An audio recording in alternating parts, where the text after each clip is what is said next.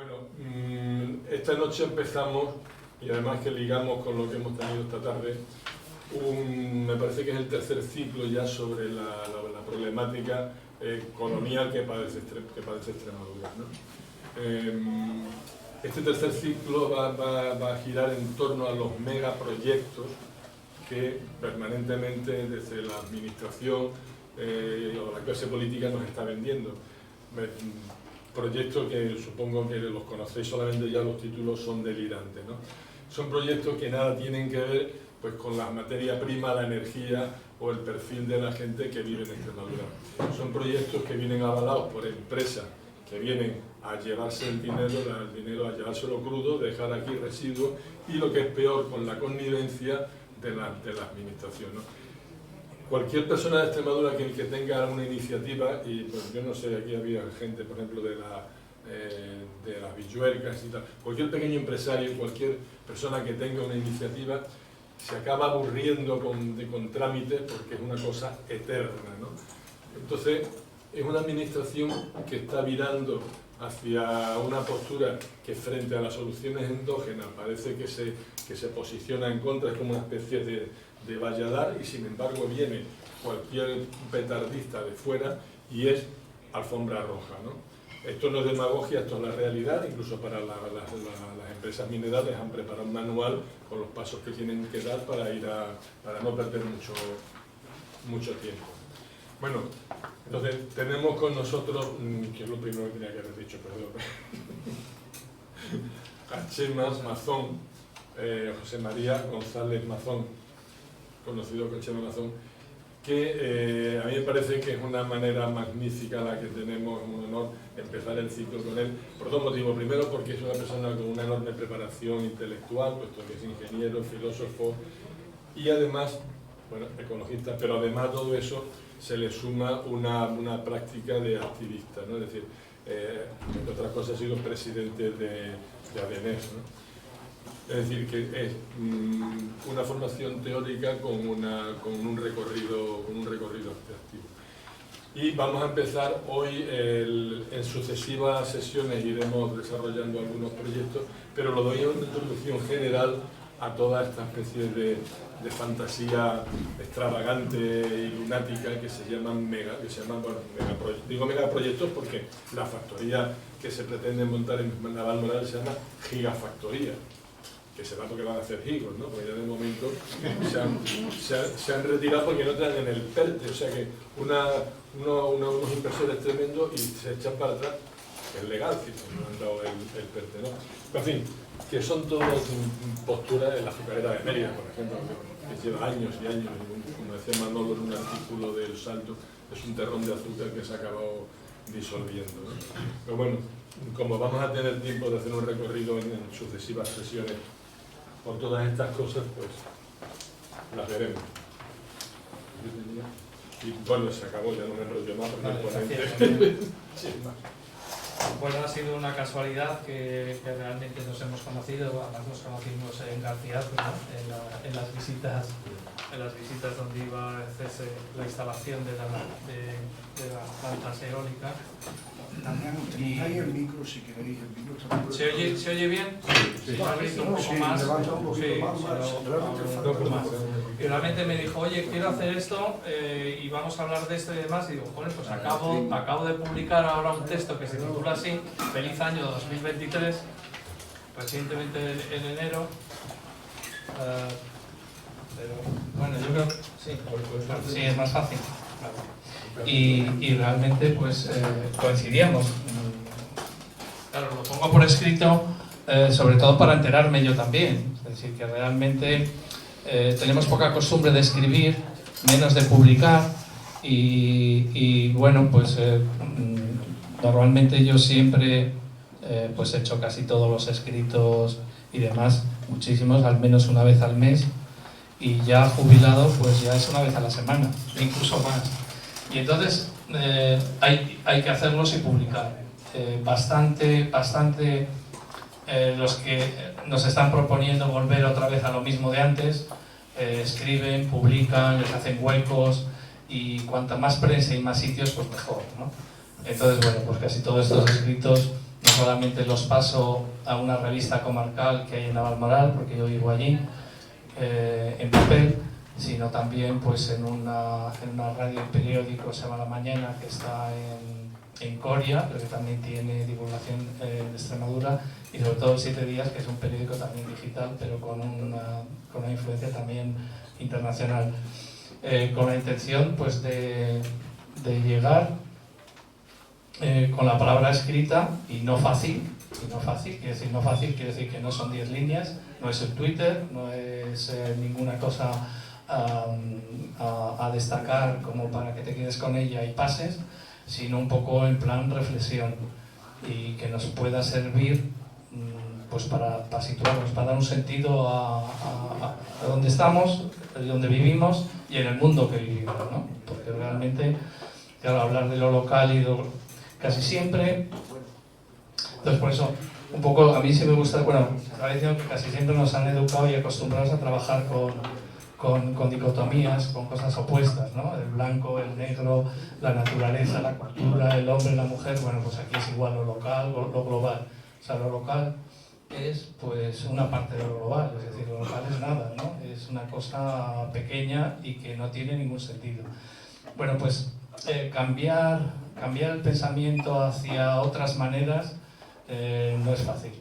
No es fácil y necesita pues recursos de creación de nuevos términos, de nuevos conceptos, y realmente no es que yo me dedique a ellos, sino que realmente lo que me dedico es, bueno, pues a estar muy al día con publicaciones y gente que en todo el mundo, sobre todo en español y en francés, y inglés lo leo con más dificultad, y espera que esté publicado en francés o en español para poderlo seguir, ¿no?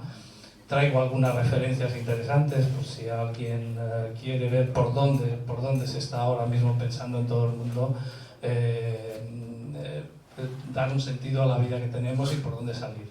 Claro, realmente hablando en global, ¿qué sentido tiene hablar de Extremadura?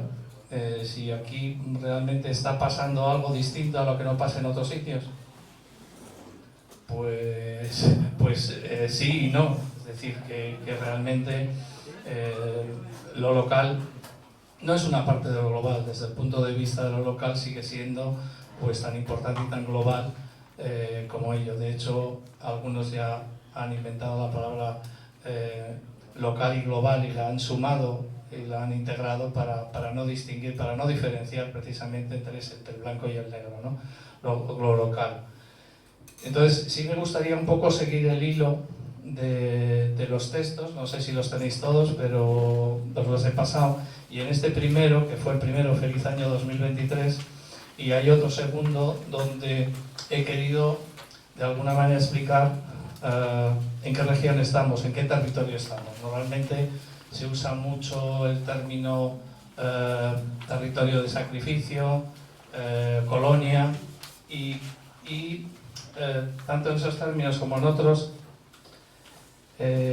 a mí sí me gusta intentar buscar con algún otro concepto cosas nuevas, que ya los términos que utilizamos siempre nos lo dicen.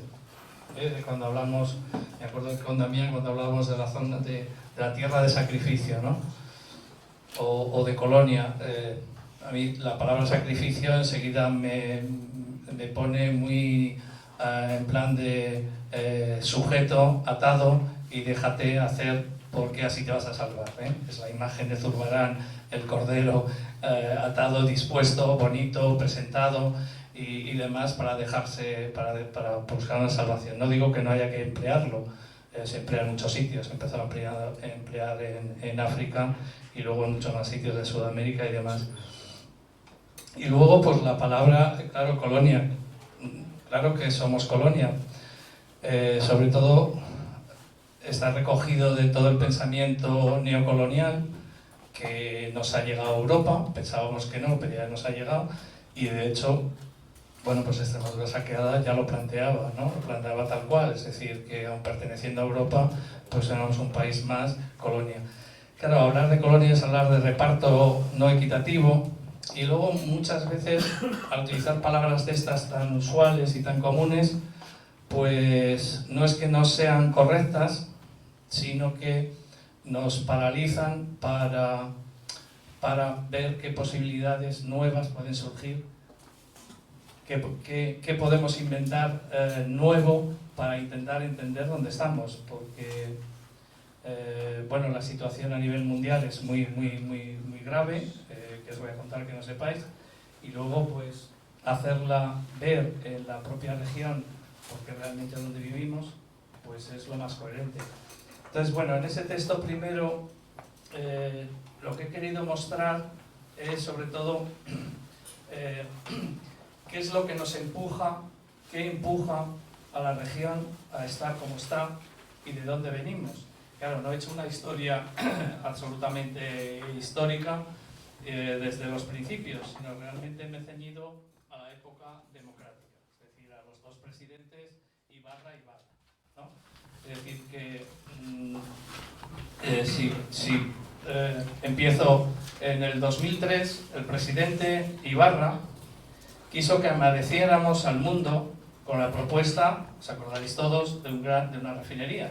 En realidad no solo era una refinería, era muy similar a lo que está planteando ahora Vara en forma global y macro, como se le llama ahora. Entonces no se utilizaban esas palabras, ni mega ni macro. Era un gran polo petroquímico industrial que iba realmente a salvar a toda la región. El número de empleos que se daban eran espectacular. Es decir, no os podéis decir, era un plan global de industrialización que se anunció precisamente en su discurso de investidura, en la última época que estuvo de presidente, pues precisamente porque la historia nos había negado esa industrialización. Decía, por fin, antes de que me retire, os voy a poder ofrecer lo que nunca hemos sido. Claro, lo estaba diciendo en una época donde el petróleo ya se estaba agotando. De hecho, no hay petróleo, es decir, no hace falta explicaros en qué situación estamos a nivel mundial con el petróleo y la problemática que tenemos con él delante. Nosotros decíamos, ¿cómo es posible que alguien plantee industrializarse volviendo al siglo XIX? Pues ese fue el planteamiento, así tal cual. La primera vez que en democracia, bueno, pues un presidente proponía algo que nunca habíamos tenido opción a tener, por las razones que sean, ¿no? Entonces dice, dice, ¿cómo iba a verlo si no tenía? Dice, no se daba por creíble que el petróleo estaba en su final, en aquel momento, como tampoco que su combustión provocaba el calentamiento global. Te das cuenta que estamos en el año 2003, yo me acuerdo perfectamente en ese año 2003-2004, con el consejero que ahora es alcalde de Don Benito, tuvimos la primera conferencia, el primer encuentro para hablar de cambio climático en la región. Fue en Cáceres y fue en el Ateneo, y realmente nadie en aquel momento creía que el cambio climático tenía que ver con Extremadura, que si había algo, pues si nosotros no teníamos industria ni nunca nos habíamos industrializado, no había contaminación. ¿Cómo es que el cambio climático va a llegar a Extremadura? O sea, el nivel en aquel momento. Ahora es lo que ha cambiado entonces, es decir, que algo sí hemos avanzado. Es decir, es un poco he querido mostrar ese hilo histórico, sobre todo pues, por intentar que no nos desanimemos y encontrar soluciones, ¿no? Y primero sentido a lo que hacemos para que ellos nos aporten un poco por dónde ir. Dice, entonces Extremadura volvió a decir no a la refinería en aquel momento, como ya lo había hecho con la energía nuclear. La energía nuclear se planteaba en España pues al mismo nivel que se planteó el polo industrial en aquel momento, que no teníamos. Iba a haber 4 centrales nucleares, 2 las cerró la gente y las llevó en el programa Ibarra, y de ahí salió en los primeros años de la democracia, y las otras 2 de Almaraz pues afortunadamente van a cerrar dentro de 3 años. Pero había 4 para instalarse en la región. Eso fue un gran logro y una gran lucha, es decir, que venía ya de una lucha ya muy potente y con bastante dificultad de caballeros, y luego continuó pues, evidentemente con la refinería. Y digo, esto supuso el final de Ibarra, tan lamentable que solo quedaba volver a intentarlo abriéndose al mar que no teníamos geográficamente. Y de repente, bueno, pues se puso en marcha en la época del boom del ladrillo, pero casi a finales, como no teníamos marinador, pues se puso el marinador de Valdecañas.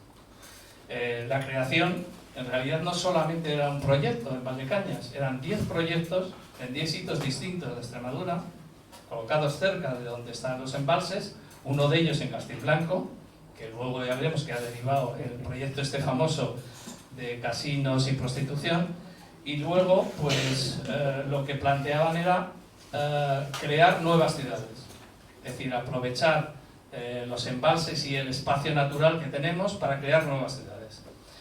Venía de un proyecto de proyectos americanos donde se vendían muy bien las nuevas ciudades para colectivos que se aislaban en ellas. Es decir, en Estados Unidos hay una corriente, y todavía existen, ciudades pues solo de homosexuales, solo de gente que se ha separado y quiere vivir juntos. Es decir, son ciudades aisladas, con su propio sistema de seguridad para un determinado colectivo. Y eso se copió y se intentaba copiar en las 10 ciudades que planteaban para Extremadura. Vamos al año 2005, 2006, 2007, nos estamos acercando al 2008, que fue el desastre ya de la primera crisis grave financiera y económica, pero ahí apuntaban que bueno, pues podía ser el nuevo filón de oro, ¿no? Ya que la refinería pues realmente era el siglo XIX, pues se suponía que estas ciudades, copia de las americanas nuevas, pues iban a suponer pues el cambiar definitivamente la región, que esa es un poco las señas de identidad que nos plantean. Es decir, en ese cambiar, como os podéis imaginar, no nos ven a nadie, ven que en esta tierra no hay nadie, no hay ni personas, ni actividades, ni si hay gente que está en paro o trabaja o a qué se dedica. Es decir, lo plantean como si esto fuera pues un sitio fijo, donde abierto, disponible, pues para poder colocar lo que se quiera, y lo que se quiera en plan macro, en plan grande, claro. Porque si llenara la gente no podría ser así, de ese tamaño. Bueno, el presidente Ibarra se despedía regalándonos el primero de los proyectos anunciados, la isla, aunque la presión social y denuncia jurídica, junto con la crisis de 2008, realmente lo paralizó. Fijaros, lo paralizó significa que todavía estamos pendientes de que el resto que está sin demoler lo hagan, que al final lo acabarán haciendo. ¿Cuándo? Dentro de 5 años, de 10 o de 8 es evidente que lo van a acabar haciendo. Pero siguen sin admitir su responsabilidad. Claro, lógicamente la admitirían si estuvieran en la cárcel, porque hicieron exactamente lo mismo que los catalanes que sí les metieron a la cárcel. Es decir, cambiaron la legislación de manera anticonstitucional y creando nuevas leyes al margen del Estado de Derecho nuestro, y no fueron a la cárcel. Ir a la cárcel quiere decir que tendrían que haber pagado ellos de su bolsillo lo que va a costar el demoler la parte que quede.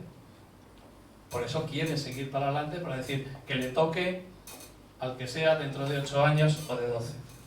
Bueno, y en esa herencia el presidente llega a Vara y la recoge diciendo aquí hay un futuro nuevo, un amanecer. Bueno, dice, y con este pasado tan añorado que al fin no hemos podido realizar, o porque el petróleo no hay, o porque realmente la crisis del ladrillo y la crisis del 2008 nos lo ha impedido. Pero vamos a seguir. Ciertamente es verdad, no teníamos petróleo. El propio presidente Vara, cuando llega, reconoce el error, reconoce que la refinería ha sido un error, y por supuesto pues empieza desde ese momento a verse también el territorio como posible recurso minero.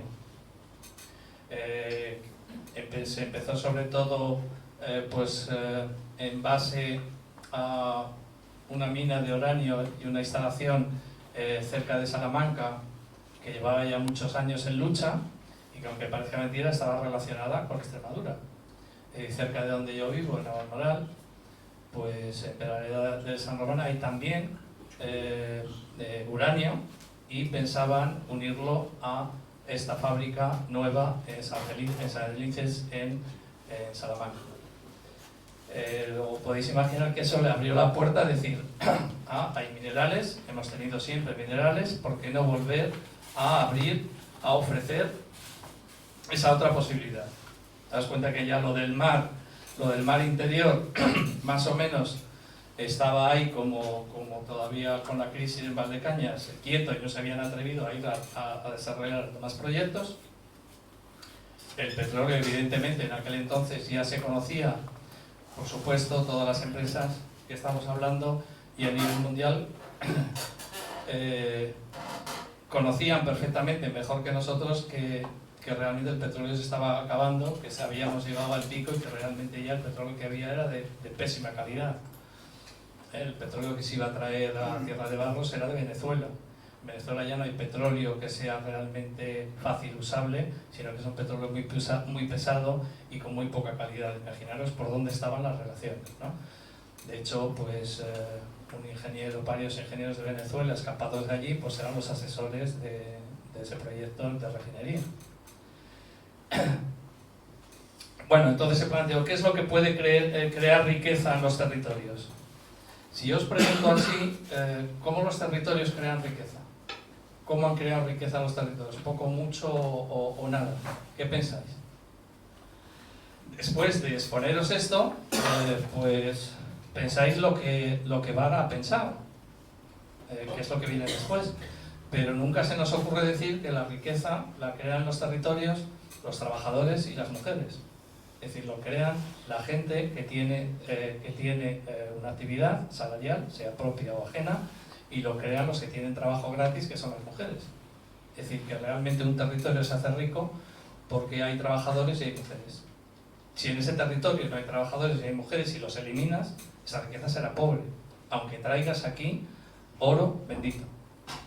Y esa es un poco la situación, ¿eh? La situación, claro, en ese momento no le queda, no sé si no le queda más remedio, bueno, a Vara y toda la administración, no le queda decir, ¿qué montamos?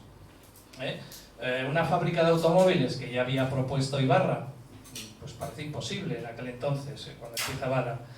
La energía solar, megaproyectos en pleno campo, es decir, empiezan un poco a preguntarse qué cabe, porque el territorio es inmenso y siguen sin ver a la gente.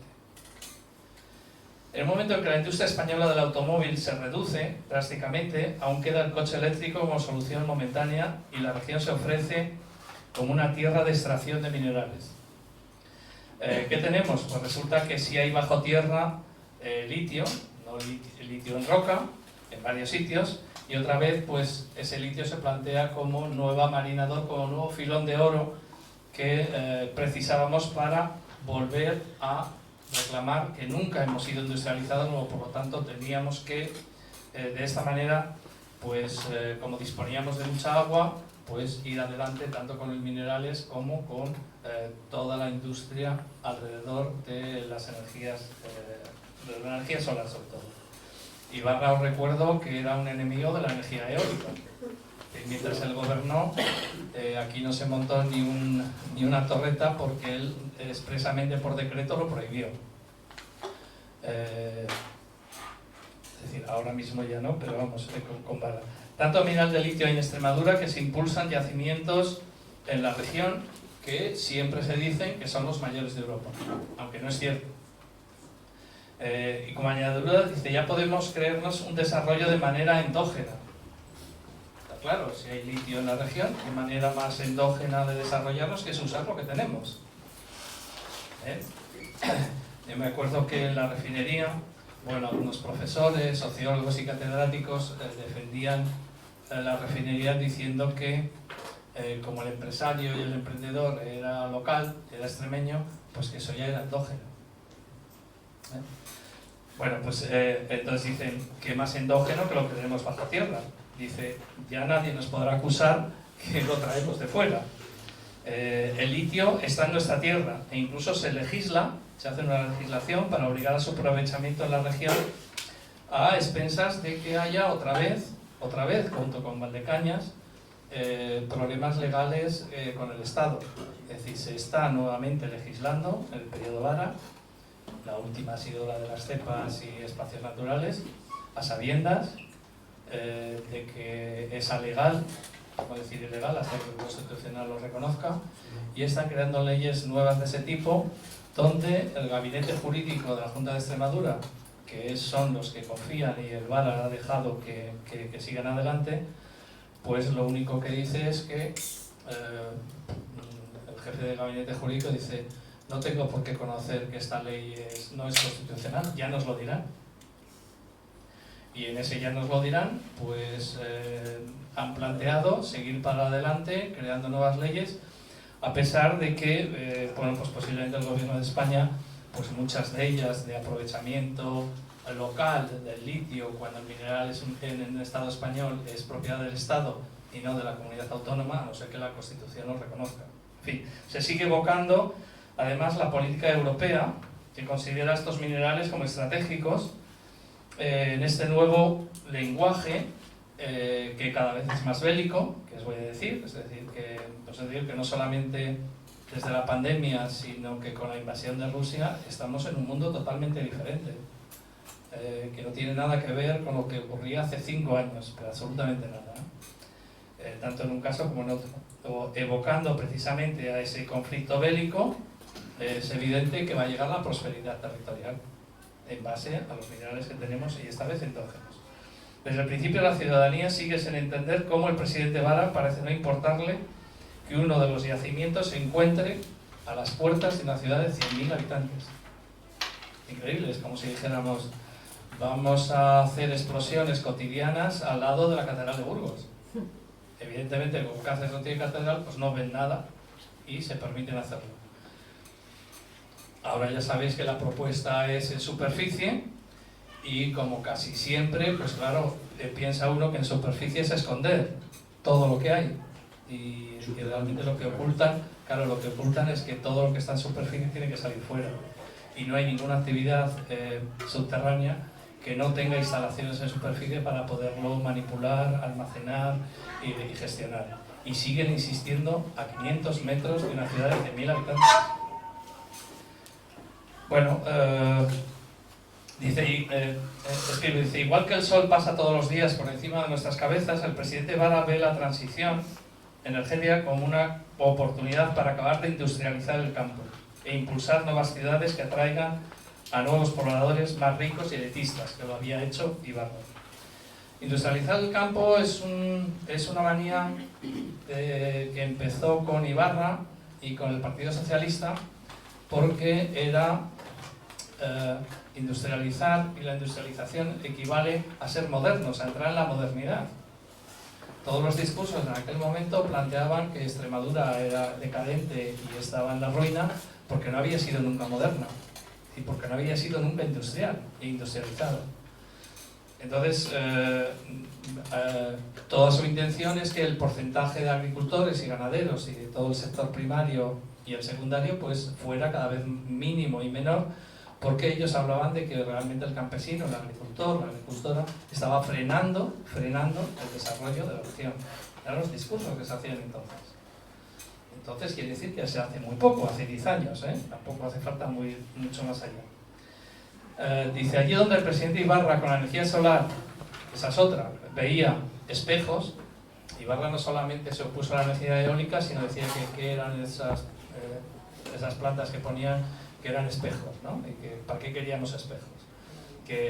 Entonces dice, ahora se da, claro, la situación ha cambiado mucho con el tema fotovoltaico. En aquel entonces, estamos hablando de hace 10 años, 8, 9, 10 años, las primeras instalaciones que se hicieron y aprender no se consiguió nada. Es decir, entonces, como no se consiguió nada, pues imaginar que Vara lo que hace es aquello es pequeño, vamos a llevar a lo grande, y bueno, si en la agricultura en algún momento se ve deteriorada, pues vamos a introducir la agricultura dentro de las placas y dentro de los campos, y así se conformarán, ¿no? Y entonces hay en esas negociaciones una prioridad a las 3 empresas propietarias de Almaraz, porque claro, amenazan que tienen un calendario de cierre pactado con el gobierno, que va a ser el año 2017, y quieren tener prioridad para introducir sus energías renovables, tanto la eólica como la fotovoltaica. Y luego las empresas constructoras que vienen detrás, como Acciona y demás, que es la que va a ir precisamente en Navarra. Entonces, bueno, estos ya lo traen todo en mano, son pinchos que clavan en el suelo, es verdad que con menos hormigón que las anteriores, son placas continuas, traídas todas de China y montadas, bueno, en medio año te pueden montar una planta que equivale a la mitad de un reactor nuclear de Almaraz, de 300 y 500 megavatios, es decir, que se ve realmente, esa es la prioridad absoluta para esa obsesión de seguir llegando a una industrialización que jamás se nos ha negado y jamás hemos tenido. Allí donde el presidente Ibarra veía un turismo de élite prometedor en el Gordo, estamos hablando de Valdecañas, ahora el presidente Ibarra ve un turismo familiar, lo llama así, que algunos han denominado de juego y prostitución, propios diputados socialistas se les escapa en alguna declaración que se compone de casinos, es decir, se compone de unas vegas donde la prostitución y el juego van a ser prioritarios, y ese es el Elysium, que es uno de los proyectos que habían quedado varados pues, en la crisis del 2008, ¿no? Y la pregunta es, ¿qué futuro próximo es este que están preparando y que está ya un poco allá amenazándonos? El presidente Vara nos lo acaba de decir para finalizar este año, el año 22, y nos pide ambición y coraje para asumir todo lo propuesto, impulsado y requerido. Un feliz año que lo será lógicamente para los grandes inversores y grandes capitales, a los que se les abre la puerta grande, administrativa, es decir, todas las normas y decretos regionales se hacen a su medida. Evidentemente siguen sin ver a la gente, siguen sin ver, es un territorio que no hay gente y que realmente pues es un territorio fijo, que nunca ha cambiado, que le ven ahí, como decía Ibarra, demasiado verde, en esta región hay demasiado verde, entonces sigue viendo todo demasiado verde y sin gente. Las puertas pequeñas por donde pasa la gente siguen siendo angostas, ruines y alejadas para que la ciudadanía pueda ser escuchada y participar activamente antes de que no quede nadie con quien contarlo. Antes, la reunión antes de grupos, que ha sido la verdad muy interesante, realmente que están en lucha en 20 o 30 ahora mismo en Extremadura, que de verdad ese es el futuro y la esperanza de esta región, ¿no? Que realmente de la reunión anterior han salido cosas muy interesantes y demás, pues se hablaba mucho que dónde están los jóvenes. Realmente los jóvenes están yendo. En Navalmoral solo hay bachillerato, cuando termina el bachiller se van fuera a estudiar. ¿Qué porcentaje se queda a estudiar en Extremadura? Pocos, la gran mayoría por influencia se van a Salamanca o a Madrid y en el sur de Sevilla, es decir, no queda gente joven. La gente que queda en las universidades como joven, pues desgraciadamente tenemos un profesorado y una institución pues del siglo XIX en esta región, es decir, que toda enseñanza crítica y toda enseñanza que tenga que ver con conectar con el sitio donde vives desaparece de la universidad. Pero bueno, ya había desaparecido antes en la escuela. Ya desaparece en la escuela, desde la escuela primaria, y el bachillerato desaparece, es decir, los chicos, yo he sido profesor 40 años en una escuela agraria, que es una excepción, hay 4 escuelas agrarias y la verdad que es una excepción porque ahí los chicos van, son hijos de agricultores y ganaderos y van y saben lo que quieren hacer. El éxito escolar es del 99%, o sea que no hay realmente suspensos y superan todo. Pero sin embargo, la escuela, como ha querido ser moderna, igual que la región, pues tiene que dar la espalda a todo lo que rodea. Y es que afortunadamente en Extremadura todavía vivimos en pueblos pequeños y a pocos pasos que hay bosques, ya sean de olivos, o sea de castaños, como decía antes el compañero, o sea de robles, o sea de huertas.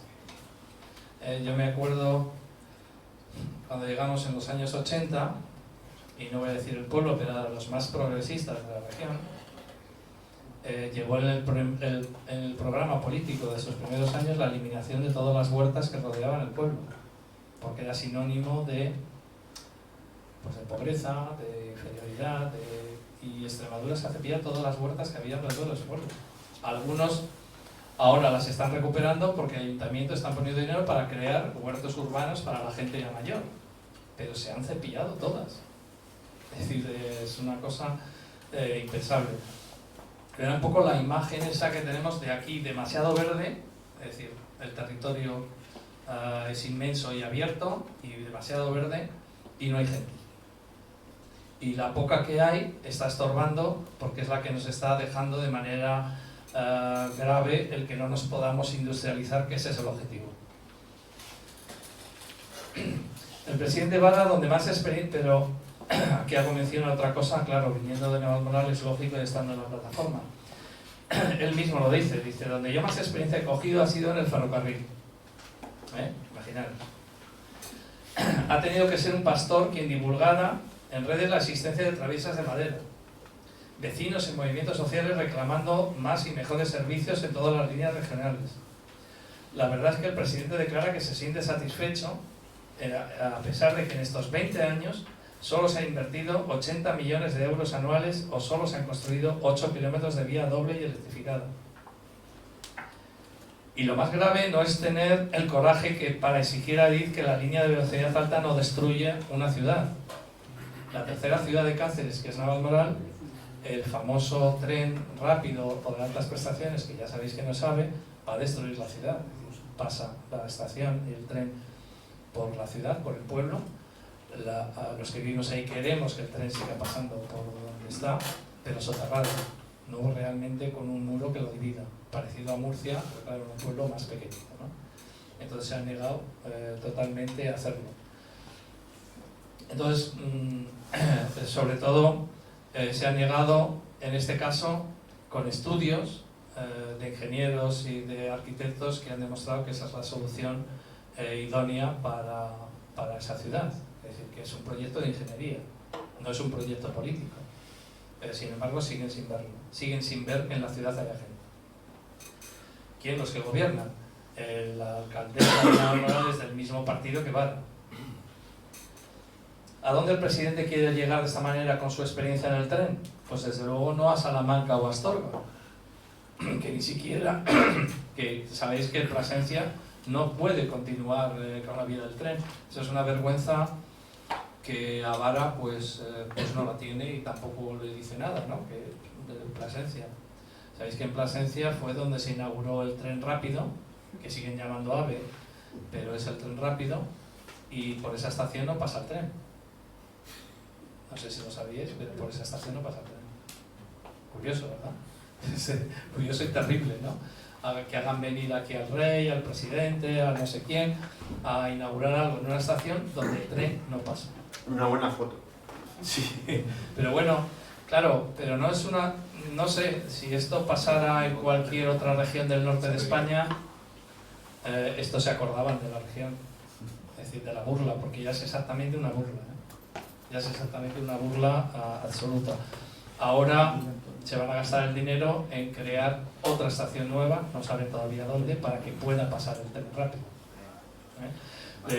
Se llama rápido altas prestaciones porque no es un AVE, es decir, la velocidad que tiene, aunque es electrificado, tiene doble vía, es de 200 km por hora, los AVE son 300, 330, son más baratos de construir los de altas prestaciones o rápidos que los de AVE, y tiene una ventaja que tiene también mercancías, es decir, que afortunadamente que no es AVE de la región, afortunadamente. En algún momento ya os contaré de dónde viene la historia toda esta. Bueno, por cierto, en abril hay unas jornadas sobre el tren, precisamente aquí en Mérida, ya os inserimos más para explicar un poco qué está pasando con el tren, qué líneas tenemos y en qué situación y cómo está llegando. Desde luego, todo esto no define el carácter de los presidentes, no estoy hablando de Vara o de Ibarra a nivel personal, sino realmente como representantes de la región. La región de España han salido de una dictadura implacable y desde luego que han prosperado sin duda alguna.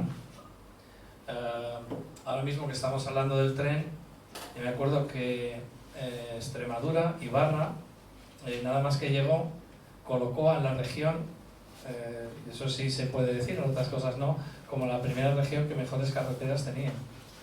Eran una ruina todas las carreteras, absolutamente todas en la región. No sé, los más jóvenes no, pero los demás había carreteras todavía intransitables. Bueno, la famosa carretera Navalmoral-Plasencia, que ahora es una autovía, era un camino de tierra. era un camino de tierra. O sea, en el año 82, 83, era un camino forestal. Bueno, y así, pero desde el gobierno socialista en Madrid se planteó que la movilidad y el transporte del futuro era la carretera y era el coche. Y logró, si eso logró Ibarra, que todo el dinero y todas las inversiones que se podrían hacer las iba a conseguir, y consiguió que tuviéramos pues una de las mejores redes de carreteras. No así de autovías, pero bueno, de carreteras. La Ruta de la Plata última pues fue, claro, una cabezonería de realmente conseguir que el coche desplazara al ferrocarril, porque así se planteaba. Y prácticamente cuando se termina la Ruta de Vía de la Plata, se clausura definitivamente el ferrocarril Vía de la Plata. ¿Para qué le queríamos si queríamos ya la mejor carretera del mundo? Ahora es un poco en esa cabeza desarrollista y productivista, donde siguen sin ver el territorio sin gente y siguen viendo un territorio pues verde. Y bueno, ¿cómo es posible que el año se despida, este año 22, se despida pretendiendo legalizar lo que la justicia ha sentenciado 6 veces? Está refiriendo a Valdecañas. ¿Acaso los argumentos de la ciencia biológica no sirven? ¿O es que alguien se cree que ha generado tanto empleo como divulgan? Desde luego no nos lo parece a la gente que vivimos en la zona. En el encuentro que hemos tenido antes de grupos en lucha en la región, ha habido determinada gente que ha hablado precisamente de este tema, del empleo. Casi todos estos proyectos están unidos a venderlos como pues esos salvadores, definitivamente, porque crean muchísimo empleo. Y claro, la gente, es verdad que es una de las regiones que más riesgo de pobreza tiene de toda España, no solo infantil, sino en general de la ciudadanía, y bueno, pues vender eso es clave. Y por eso estábamos, en la reunión anterior, decíamos que esa noción de empleo, las alternativas que planteemos, todas tienen que tener un estudio de empleo. Claro que no se puede dejar a la gente fuera de ninguna alternativa, o al menos explicárselo, ¿no? Bueno, se puede así decir o felicitar o felicitar el año nuevo del 23 de esta manera. Pues claro que sí. Y yo termino. Claro que vamos a celebrar este año las primeras comunidades energéticas locales en Extremadura. Vamos a celebrar un urbanismo y construcción bioclimática. Celebrar que los productos sanos y no despilfarradores de agua se producen con el máximo equilibrio entre suelo, producto y persona. Celebramos que los podemos adquirir en los mercadillos y tiendas de cada localidad y de la mano de cocineros que saben transmitir el sabor cercano de la huerta. Celebrar toda la cultura regenerativa agraria y cada obrador comunitario. Celebrar que cerca de los colegios e institutos también hay un bosque con el que aprender. Celebrar que la universidad promueve el espíritu crítico y la ciencia ciudadana. Celebrar que la pregunta del año sea ¿qué te gustaría llegar a ser? Celebrar que el hijo, la hija de artesanos triunfen en el nuevo negocio abierto. Celebrar todo lo que vamos haciendo juntos sin que nadie lo dé hecho. Celebrar que las empresas y autónomos se realicen también a través de relaciones sociales. Celebrar la independencia de las mujeres y su estela de emancipación. También en Extremadura queremos sentir la tierra bajo los pies y no como si fuéramos montados en una nave espacial ajena a los recursos disponibles, a las personas y a su entorno social, ambiental y económico que deseamos que sea no discriminatorio. Y eso es un poco la despedida contando con la gente, es decir, sí hay que celebrar un año con la gente y mientras haya gente hay bueno, pues actividades que realmente ahora todas estas que os estoy comentando no sonarán a nadie. Sí están casi todas en marcha y no tienen absolutamente ninguna ayuda y todos los obstáculos habidos y por haber por las administraciones. Somos de las administraciones que más funcionarios tienen en toda España. Los tiene porque hay que bajar el paro, tan terrible. Bueno, os pongo un dato del paro. Yo vivo en Navalmoral, cerca de Almaraz, y en los pueblos de alrededor, salvo Almaraz mismo, el nivel porcentaje de paro más alto de la región están en esos pueblos que están alrededor de la central. Por ejemplo, Saucerilla, el 34% del paro. Es decir, que todas esas son las cosas que en la reunión anterior hemos dicho, todos esos datos hay que darlos a conocer, porque realmente los macroproyectos, y por eso se llaman así, lo que intentan es apagar, pisar y destruir a cualquiera que pueda estar en la región hasta que no quede nadie, solo ellos. Y en el otro texto, que era un poco más, digo, cómo entender esta región después de lo que en la democracia y precisamente partidos socialdemócratas nos han planteado. Bueno, si resulta que las políticas de la Unión Europea ya están aportando el impulso decisivo para resolver el cambio global, estamos situándonos en la situación actual después de la pandemia, con el cambio climático global y todas las crisis asociadas, no solo al clima, sino a los bosques, a los océanos, a los ríos. Entonces la solución aportada por Europa la denominan verde y digital, claro, en Extremadura todo era verde y lo querían inundar, y se acogen a que lo verde va a salvar precisamente a la región. ¿Qué sentido puede aportar el tener en cuenta la periferia, en este caso de Extremadura?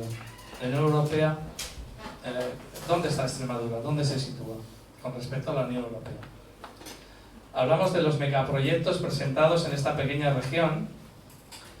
Todos conocéis, macrominerías de litio y baterías, macrociudad de ocio, la macroazucarera, las macrofotovoltaicas, los megaregadíos, esos son últimos recientemente aprobados, las megafábricas de residuos tóxicos industriales, como efectos de imposiciones globales.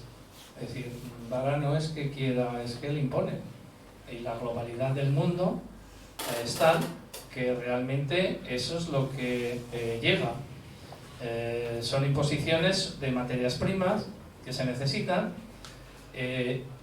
y desde luego de determinadas formas gubernamentales que se tienen y que están puestas en marcha. Es decir, que realmente aquí lo que intento en este texto de zona fronteriza es ver que el territorio sí tiene gente, sí tiene población y sí tiene políticos y sí tiene poderes, y está en constante transformación.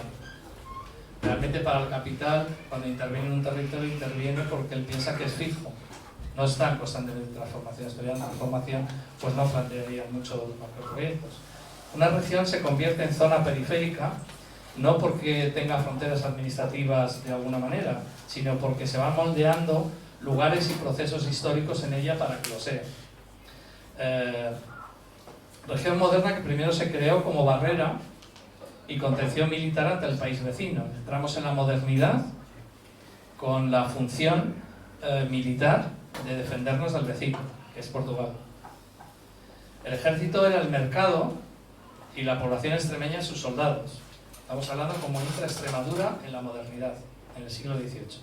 Una huella militar que impregnó el territorio para continuar con grandes fincas en pocas manos, más allá de castillos, torres, fortificaciones de defensa. Es decir, que realmente si el mercado era el ejército y la gente que estaba en el lugar eran los soldados, pues todo estaba libre para no poderlo modificar.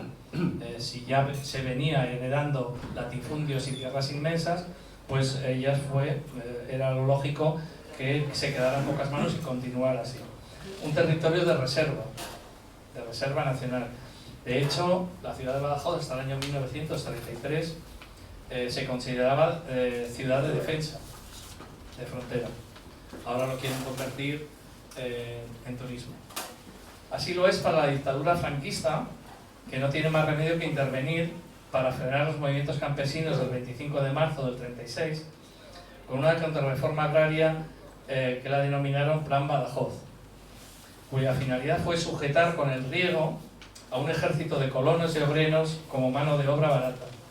Todos los análisis que hay del Plan Badajoz y otros que se hacen en distintas regiones en España declaran el porcentajes altísimos que había de hambre y de ahora se dice de pobreza extrema, pero era realmente ni siquiera de subsistencia en toda esa zona del sur de Badajoz, mucho más que en la provincia de Cáceres.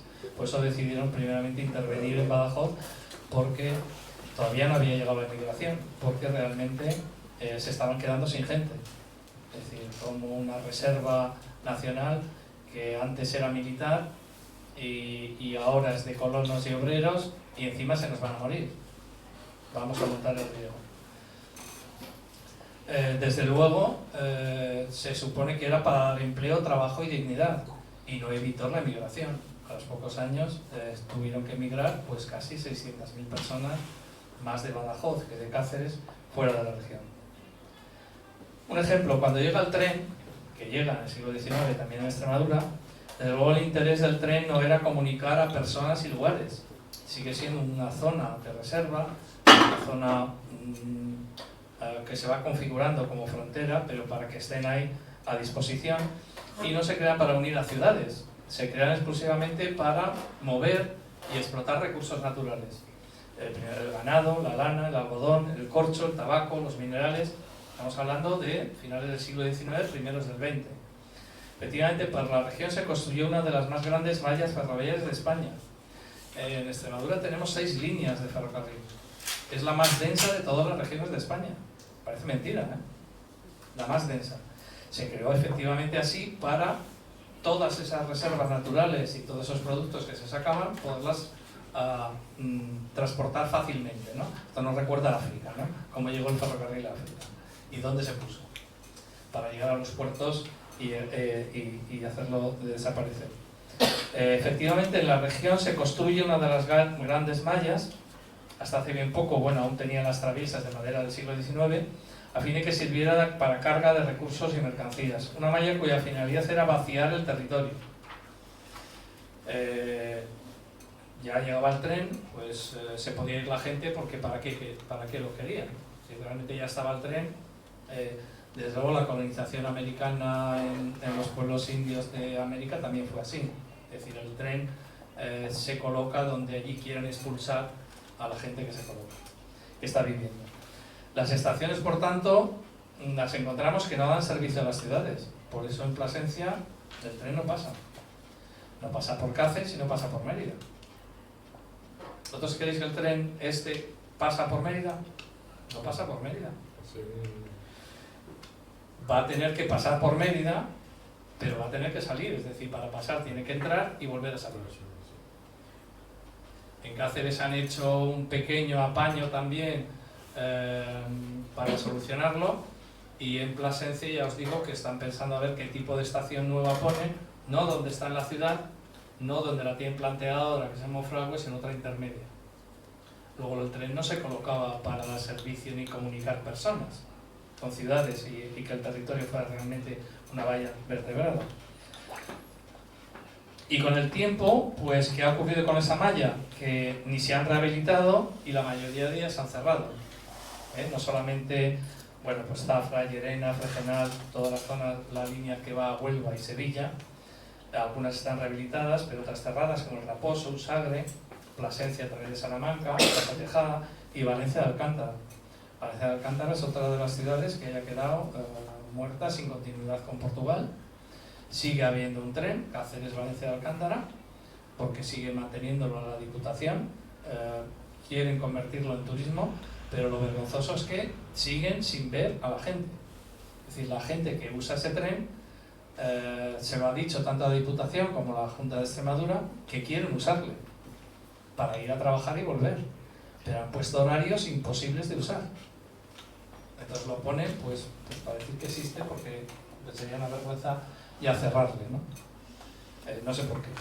Algunos dirán que dónde está la justicia histórica a tanto sacrificio, aunque las zonas fronterizas son imaginadas al margen del tiempo y las personas que lo habitan. Eso es un poco, es decir, que los sitios se ocupan no viendo ni a personas ni viendo que ha pasado el tiempo. Para alguien que convierte un territorio de esa manera, y hay muchos en el mundo, el territorio es fijo, no cambia. Y nosotros nos han enseñado además también así. Aquí está un experto en paisaje que realmente, cuando uno mira un paisaje extremeño, se queda impresionado diciendo, ha estado toda la vida así. Para nada, para nada. Todos los territorios se han estado modificando y se modifican continuamente, absolutamente. Es decir, la idea del paisaje, de ver algo que es fijo y que eso nos sublime y nos alucine, es mentira. Pero claro, como estamos acostumbrados a esta cultura occidental, que el paisaje no tenga gente, todos los cuadros de pintura de paisaje europeos no aparece gente en ellos. Están ahí como por arte de magia. No sé quién los ha creado, supongo que Dios. Pero no hay gente. Entonces, como no hay gente, están fijos. ¿Quién los transforma? ¿Quién los cambia? Nadie. Las zonas fronterizas, por lo tanto, se fabrican. Y hoy ya sabemos que son las más inestables. A nadie debe sorprender que sigamos siendo una de las regiones más empobrecidas de la Unión Europea, con menos renta por habitante. El presidente Vara ha estado en Bruselas hace muy poco para prometer que se están haciendo de todo para salir de esta marca de pobreza. Y vuelve a señalar en mayo de 2023, las elecciones, como fecha de comienzo de un nuevo tiempo el que ofrece a España y Europa como la mayor potencia renovable, producir 5 veces más de electricidad que le consume en libre exportación. La mayor potencia de minerales que precisa Europa como respuesta a la guerra en curso, y este año tendremos 6.000 megavatios que equivalen pues a 6 reactores nucleares. Es decir, vamos a cerrar 2 en Almaraz y vamos a tener en compensación el equivalente fotovoltaico de 6 reactores, dados todos a Iberdrola y Endesa, que son los propietarios de Almaraz. Con esa condición han pactado el 100. Y no lo venden como necesario para una región, nos lo venden, realmente siempre nos lo venden como necesario para decir es que queremos ser el 100% renovable, pero es que nosotros no consumimos esos 6.000 megavatios. Luego nosotros ya somos realmente renovables, ¿no? Es decir, sin tener que llegar a esas cifras. Por eso, para dar seguridad jurídica a los posibles inversores en esta propuesta nueva y fondos de paraísos fiscales, deben crearse nuevas leyes, aunque arañen la legalidad constitucional, como en el caso de Valdecañas, Elysium Citing o la mina de litio. Bueno, y ahora la propuesta de hidrógeno, ¿no? Es decir, y cualquier otra propuesta. La verdad es que lo del hidrógeno es una de las tecnologías con menos posibilidades de tenerla instalada de aquí a 20 años. Sin embargo, la venden ya como para mañana. Es decir, que un poco, si lo pongo más abajo en otro, es decir, como que vemos, y el presidente Ibarra planteó volver al siglo XIX para industrializarnos, Vara está planteando volver al siglo XX para industrializarnos, cuando la industria ahora mismo ya no funciona así.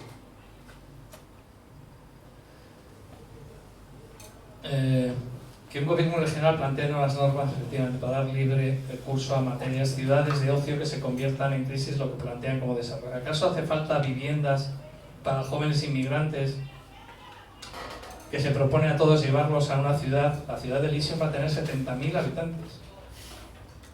Va a ser la tercera ciudad en la región. Luego se supone que hay falta de viviendas en la región para jóvenes y para emanciparse, y van a estar todos en Elysium. Allí les van a meter a todos porque allí hay sin viviendas. Y además, como tienen la sala de juegos al lado, pues felices. Esa es la propuesta, ¿eh? Alucinante, pero es así.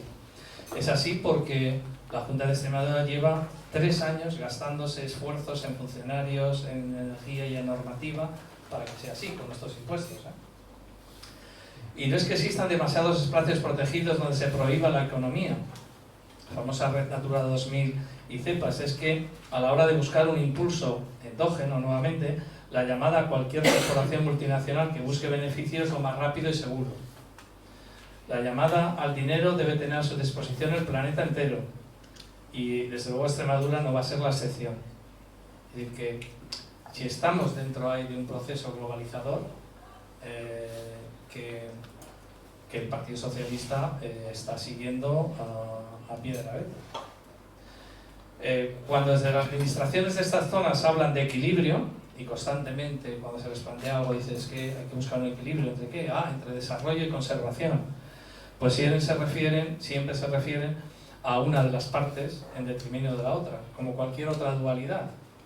Es decir, entre desarrollo y conservación, pues una va a tener que apagar a la otra para que surja como potente. Así funcionan todas las dicotomías, desde la de naturaleza-cultura a hombre-mujer, etc., cualquiera de las otras que la cultura europea ha creado. Las últimas estafas de la promesa de recursos a disposición intensiva y de espacio fértil para el capital sigue siendo el destino de toda zona fronteriza. Lo comprobamos por la puesta en marcha de nuevos macroregadíos, en una situación de vulnerabilidad climática y de pérdida de fertilidad de suelo. La pérdida de fertilidad de suelo a nivel europeo es tan grave que ya hace 2 años Europa por fin ha puesto en marcha un plan para recuperarlos. Aquí en Extremadura todavía no se han enterado.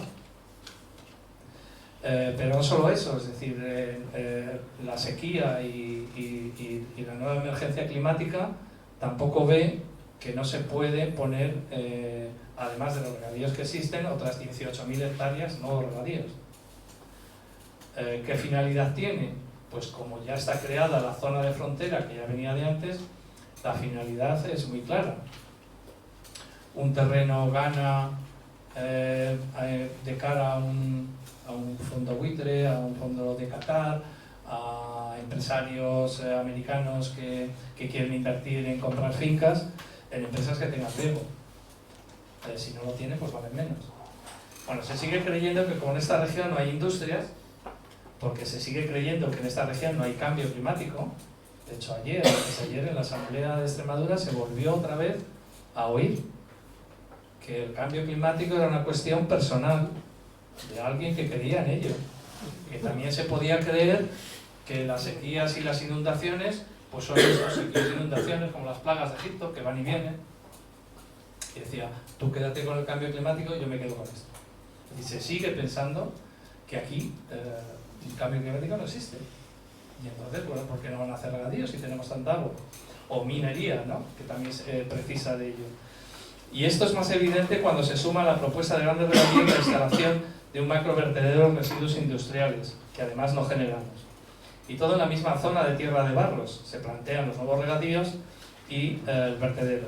Como si la pretensión fuera ponérselo más fácil a los nuevos terratenientes del campo extremeño, que son los fondos buitre, y los nuevos industriales por venir, que tendrán a su disposición la adquisición de tierras de alto valor apetecibles para las grandes inversoras internacionales que verán así reducidas la volatilidad de sus carteras.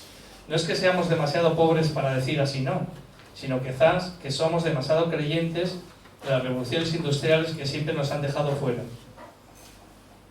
Este es un problema nuestro interno, mental. Seguimos pensando que las revoluciones industriales hacen rico a un país o a una región, que producir más en realidad nos hace ricos.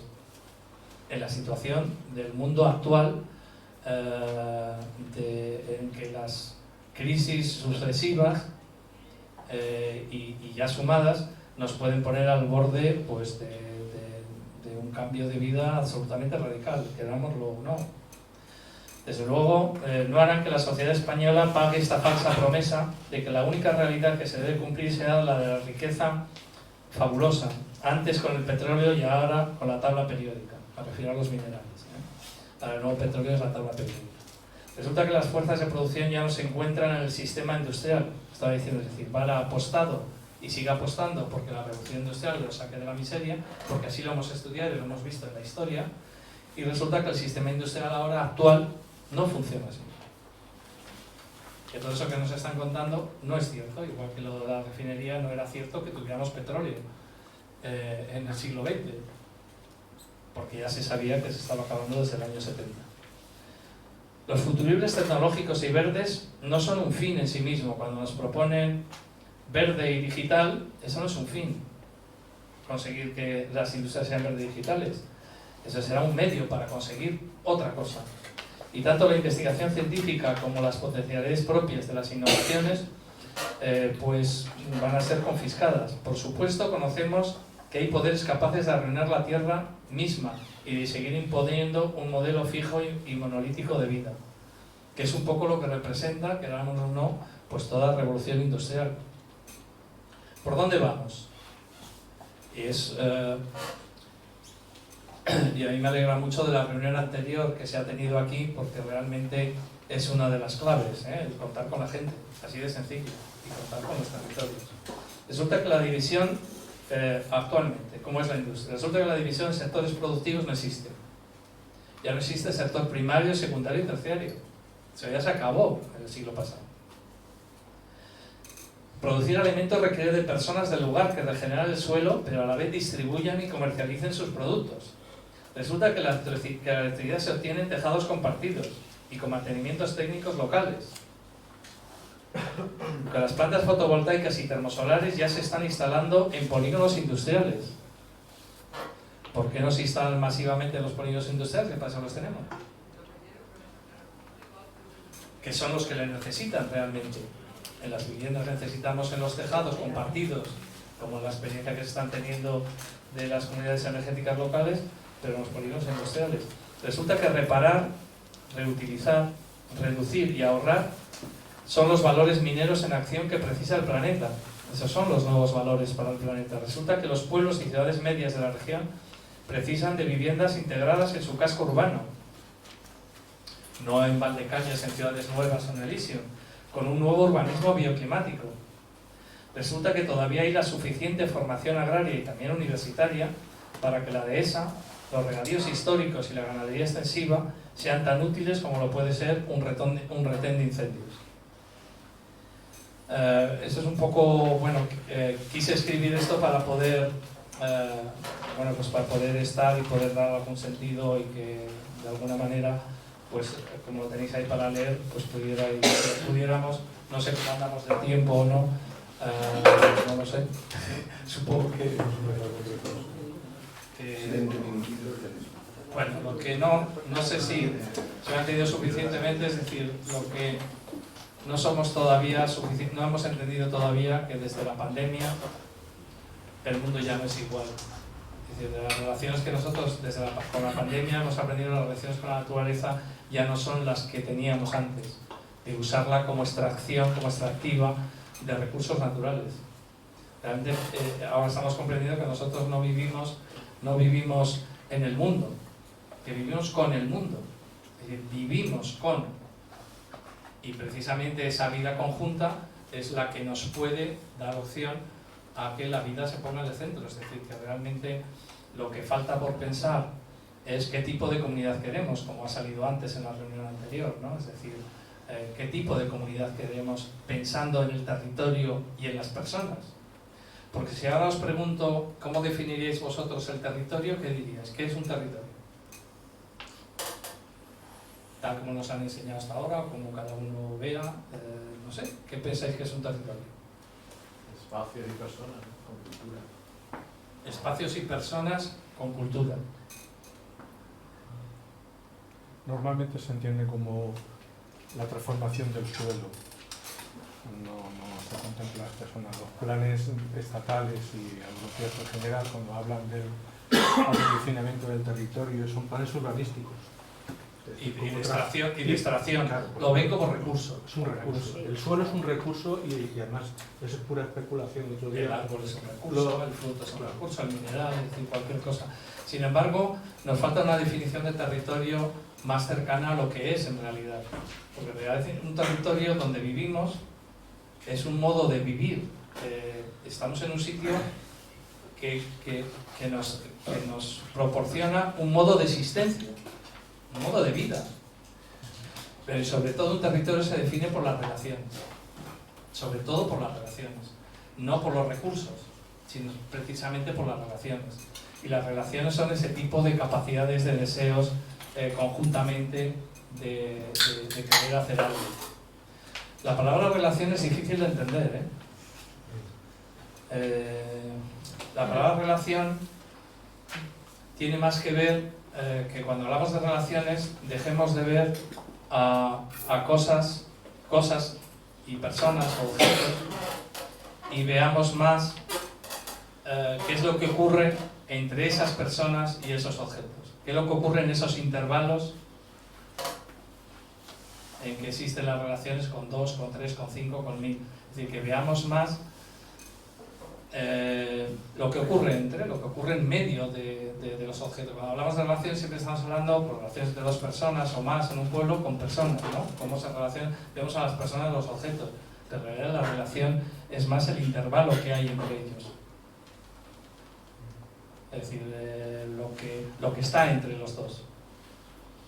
Es decir, el movimiento además que pone uno y otro. y sobre todo y fundamentalmente la noción de tiempo, que ya no es el tiempo del reloj nuestro, sino que es un tiempo de duración, es la duración. Es decir, en las relaciones vemos duración, vemos movimientos y vemos intervalos. Y con esa noción de territorio tenemos que construir una comunidad, porque ponemos el centro de la vida, que son relaciones, las ponemos en el centro, ¿no? Como dicen casi todos, muchos de los pensadores actuales, ¿no? Hay un juego que yo hago para ver las relaciones, que no es fácil verlas, ¿eh? Y no es fácil descubrir juegos para ver. No sé si lo puedo hacer aquí o no. Bueno, igual aquí mismo. Este es un objeto, cualquiera, este mismo, y yo le empujo y cae. No sé lo que estáis viendo. Estáis viendo esto y el objeto. Pero lo importante es la relación, es decir, el intervalo que hay entre uno y otro, el movimiento que ha hecho y la duración. Pero imaginaros, déjame que ponga, imaginaros ahora que en lugar de un objeto,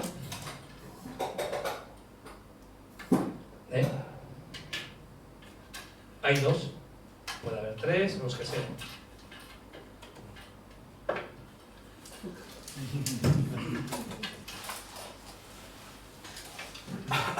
¿Qué es lo que va a pasar con ellos? Vamos a ver si lo conseguimos. Bueno,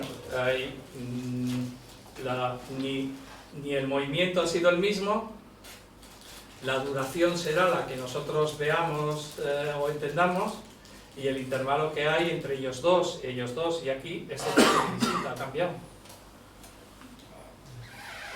Quiere decir que constantemente, si nosotros vemos en un territorio de relaciones, estamos viendo que está constantemente todo en cambio y en transformación. Y que lo que nos propone como solución para ser ricos y vivir mejor en un territorio, nos lo propone es una mentira, es decir, nos proponen algo fijo, nos proponen algo magnífico, es decir, es esto y si no, no tenéis solución, no hay otra solución, hay más soluciones. Si las pensamos como relaciones, los territorios tienen todas las soluciones que la gente quiera en base a esas relaciones. No sé si me entendéis o no. Pero, bueno, más o menos. Es un juego un poco más que realmente se ha aprendido de... esto lo hemos aprendido de la física cuántica, ¿eh? Es decir, de cómo estamos, es decir, que estamos un poco aprendiendo de todo lo que la ciencia más social que es ahora nos está enseñando. Y bueno, pues que estamos, que quiere decir que estamos en un momento pues también apasionante. Es decir, que no solo estamos bloqueados en decir, eso vino mucho en los discursos que hizo sobre todo Thatcher y Reagan, ¿no? No había petróleo y lo sabían que no había. Y ella decía, o usamos el petróleo o nada. Siempre nos propone, o esto que les estamos ofreciendo, el IVA real, o nada. Y esa es la solución. Entonces, en la nada es donde ya estamos en la miseria, nos vamos de aquí, o nos borrachamos el fin de semana, o yo qué sé qué. Esa es un poco, no sé si me habéis entendido, pero bueno, por lo menos en el texto queda. Y nada, gracias. Si queréis decir alguna cosa que sí me gustaría, sobre todo, no sé, bueno, alguna cosa que no se haya dicho o que... A mí me ha parecido... bueno, sí, Lo que no sé para la grabación, pues se está grabando para emitirlo por nuestro canal mañana. Pues no hemos podido hacer streaming, entonces sería bueno usar ello. Bueno, de entrada, darte las gracias por todo lo que nos has contado, ¿no? Acércatelo. Sobre todo porque a mí me parece que como introducción al ciclo este de macroproyectos, que es una introducción, es una reflexión muy amplia, es compleja y además que aporta una mirada nueva. Por ejemplo, esta visión que tiene la clase política del territorio sin personas, ¿no?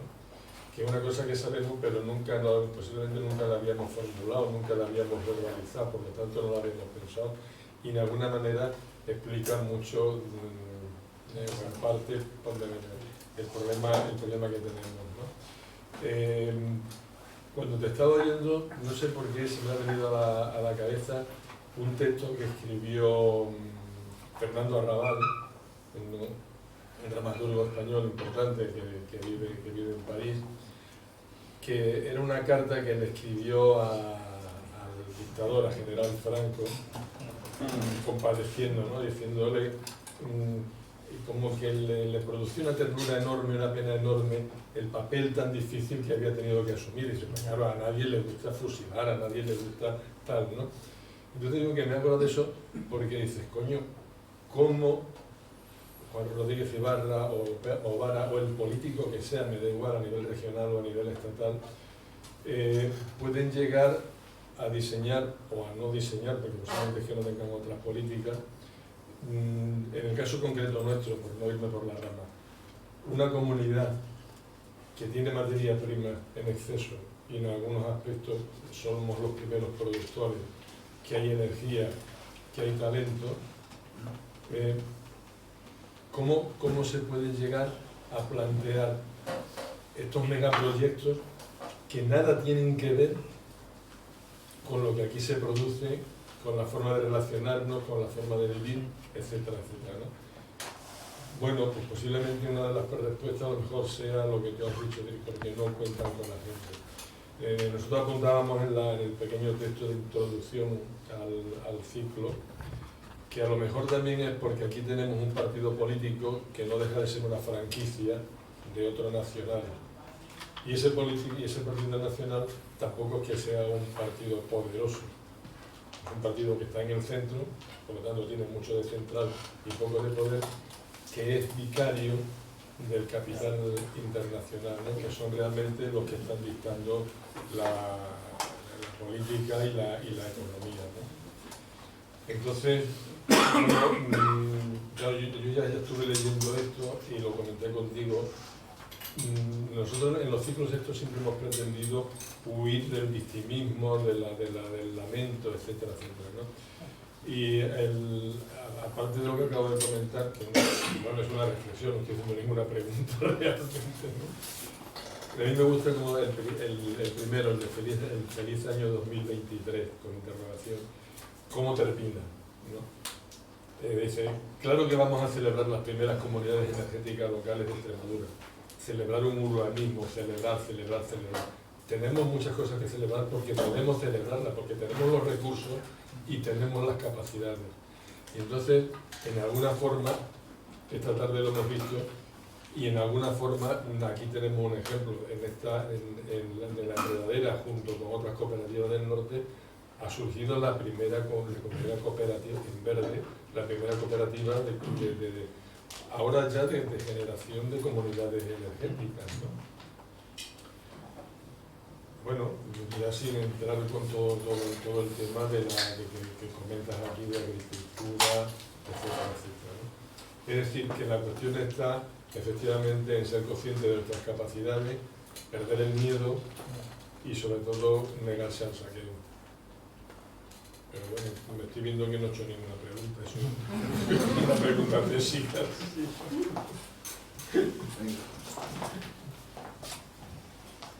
¿Y dónde ubicarías en ninguno de los dos textos, Chema, una referencia así muy indirecta, el momento de economía verde y circular, que también durante un tiempo estuvo incorporado en el curso, en el quehacer, parecía que en el programa político se hablaba de economía verde y circular, pero no lo mencionas? ¿Qué crees que ha pasado con ese discurso, con esa filosofía? Porque lo que tenemos ahora no tiene nada, o tiene muy poco que ver con esto. Ahí surge como una propuesta interesante de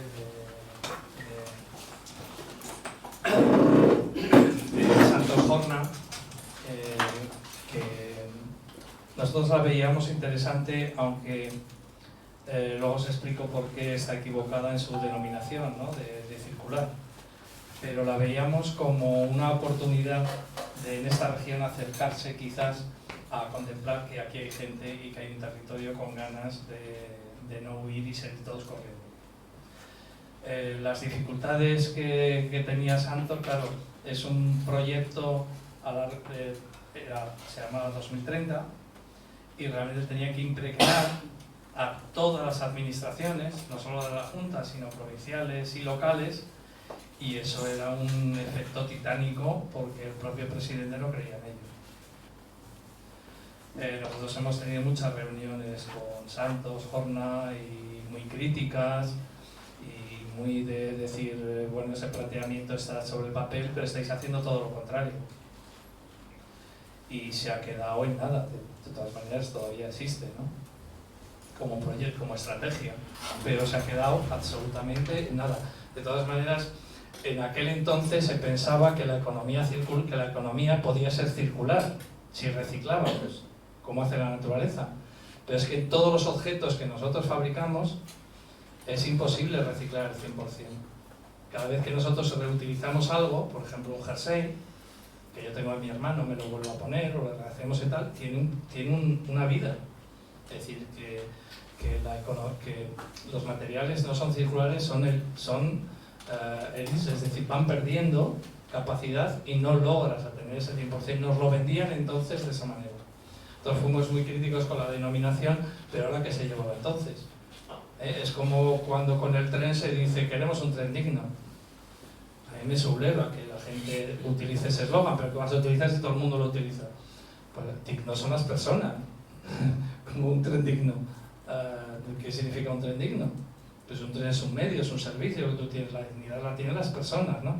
Entonces se meten ahí como eslogans que luego son muy difíciles, y tú cambias, si cambias tienes que cambiar el chip a todo. Y lo que hablábamos antes con los colectivos, si ya es difícil comunicar, llegar y demás, yo siempre digo, hay propuestas muy valientes y radicales que a ver si en el grupo de esta tarde así motriz que pueda seguir adelante. Hay una propuesta muy interesante que parte de Bruno Latour. Bruno Latour lo recomiendo, acaba de morir hace muy poco, es un pensador muy potente francés, tiene bastantes cosas escritas en castellano, otras no han salido todavía. Él propone una nueva lucha de clases, en que la clase sea la ecologista. Y tiene una especie de agenda o de memorándum donde él plantea por qué posibilidades tiene y por dónde se tendría que ir. Claro, él dice, ¿cómo consiguió en Inglaterra la clase proletaria llegar donde llegó? Pues luchando siglo y medio. Joder. O sea que si nos espera un siglo para eso, pues imagínate. Entonces claro, hay que empezar a tener nuevas herramientas mentales para poder relacionarnos de otra manera. Y luego además es que es muy fácil, dices, un poco contar con la gente. Te habrá pasado a ti porque tú también has tenido relaciones con el territorio y con la gente, y la verdad es que cuando hablas con la gente normal y corriente tiene millones de ideas que no se le ocurren a nadie, ni de los libros que has escrito, ni de los trabajos que has hecho, ni de los informes, ni de la estrategia. La gente es alucinante. ¿Por qué es alucinante? Porque está viviendo. Porque la vida es alucinante. Entonces a la gente le salen cosas alucinantes porque está viviendo. Viviendo, ¿qué significa? Que está relacionada con, no solo con objetos que fabrica, sino con naturaleza. Pero el momento que nos quedáramos sin la naturaleza, que eso es lo que ha demostrado la pandemia, y así tendríamos todo perdido, Manuel, lo primero. De todas formas, creo que la economía verde y circular está totalmente de actualidad. Los objetivos número 1 de la Unión Europea y los fondos Next Generation van por ahí, o sea que está ahí, o sea, es por donde podemos atacar en estas luchas, además, porque nuestras luchas son nuestras luchas, pero luego está la legislación, están los objetivos de los políticos, y Europa va por ahí, las normativas europeas son las normativas de la economía verde y circular, y el objetivo 1.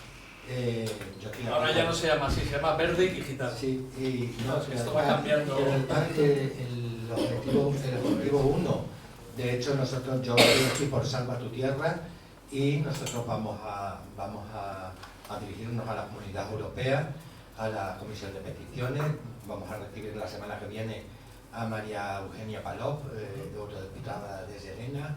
Esperamos que el Partido Popular, que tanto nos apoya, parece ser, con Montserrat,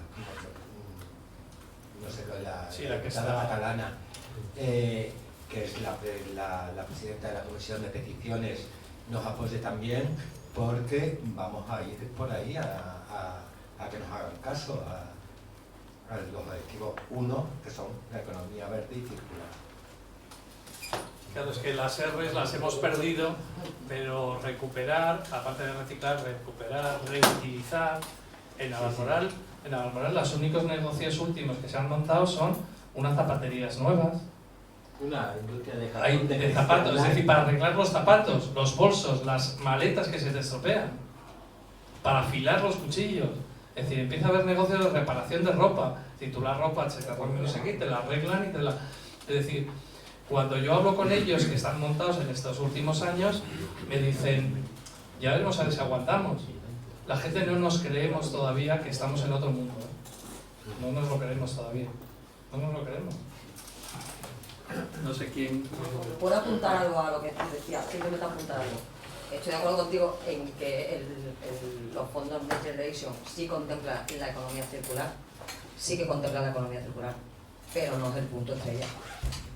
No hay un chorro de millones que vengan para economía circular, vienen para otro tipo de cosas. Simplemente apuntar eso, que está ahí, pero que está por lo bajito.